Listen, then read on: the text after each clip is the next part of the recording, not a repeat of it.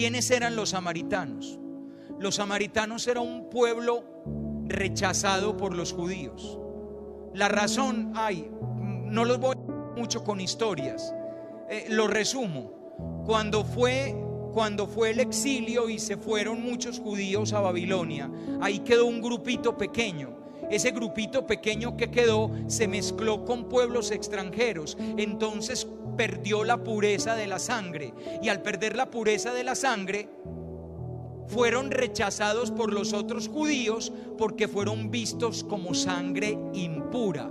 Por lo tanto, los samaritanos son impuros. Aquí aparece un samaritano y el samaritano ve al herido. Pregunta: ¿el samaritano va para Jerusalén? No, no puede ni acercarse, porque los samaritanos son rechazados por los judíos. ¿El samaritano va para el templo? No, no puede ir al templo. El templo está cerrado para los samaritanos, porque los samaritanos son impuros. Entonces, ¿el samaritano tiene algo que perder si toca a un impuro? Nada, porque ya es impuro. Al fin de cuentas, ¿qué más da? Si está cotudo, que también tenga paperas. El pobre hombre, ya que de perdidos al río. Y el samaritano, miren lo que hace, es muy linda la descripción. Un samaritano que iba de viaje llegó a donde estaba el hombre y al verlo sintió compasión. La palabra que hay ahí es una palabra muy difícil de traducir.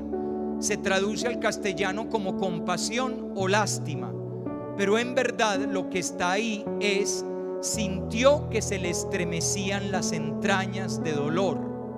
Eso es lo que siente Dios con el sufrimiento nuestro. Sintió que se le estremecían las entrañas. Eso es misericordia, muchachos.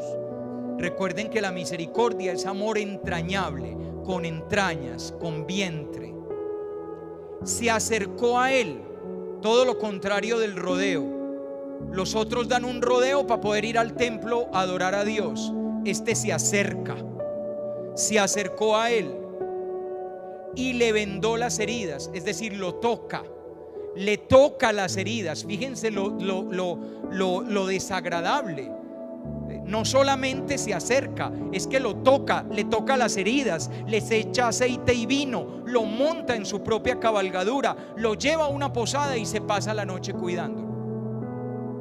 Y al otro día entrega plata para que lo sigan cuidando. Vuelve a ese hombre a quien no conocía, lo vuelve su problema. Se encarga de él como si no hubiera nadie más en el mundo para encargarse de él.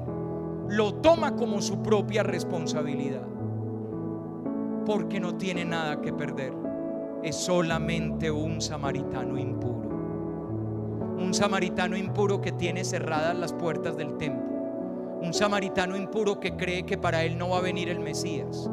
¿Recuerdan la conversación de Jesús con la mujer samaritana? Sabemos que vendrá el Mesías, pero no para nosotros. Será para ustedes los judíos. Nosotros somos malos, nosotros somos impuros. Y ese samaritano impuro es el que tiene entrañas de misericordia. Entonces viene lo más impresionante del texto. Jesús, fíjense la pregunta que hizo el letrado. La pregunta que hizo el letrado fue: ¿quién es mi prójimo? Y miren la pregunta que hace Jesús: ¿qué te parece?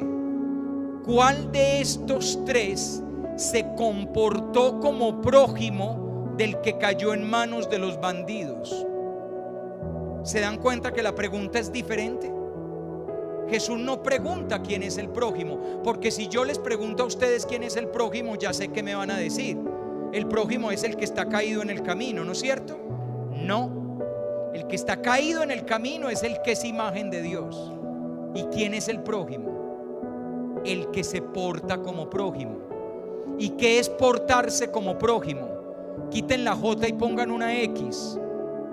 ¿Qué palabra les quedó?